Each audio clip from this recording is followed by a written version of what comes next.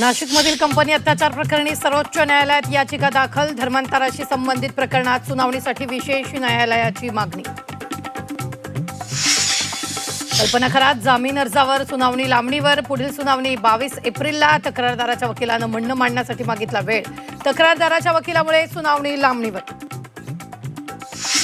अमरावती अत्याचार प्रकरणात 8 आरोपी अटकेत. नव्यानं अटक केलेला 4 आरोपी कोर्टात हजर. आरोपींना अटक झाल्यानं तपासाला गती मिळणार. मुंबईत बोकडाचं काळीज मागणारा भोंदू ताब्यात. भोंदू रिदम पांचाळ विरोधात स्थानिकांचं पत्र.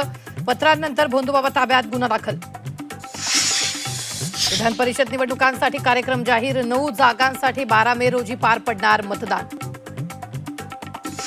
3 दशकांपासून तांत्रिक मुद्दे मांडून विधेयक रोखून ठेवलं. आता केलेल्या पापातून मुक्ती मिळवण्याची ही संधी. नारी शक्ती विधेयकाला विरोध करणाऱ्यांना मोदींचा टोला. नारी शक्ती विधेयकाचं क्रेडिट आम्हाला नको. विरोधकांना क्रेडिटचं ब्लॅक चेक देऊ. सरकारी खर्चातून तुमचे फोटो छापून क्रेडिट देऊ. मोदींचा विरोधकांना टोला. हिंमत असेल तर 544 जागांवर महिला आरक्षण द्या. अरविंद सावंत यांच्या सत्ताधाऱ्यांकडे मागणी. देशाला विभाजनाकडे घेऊन जाताय का, सावंतांचा सवाल.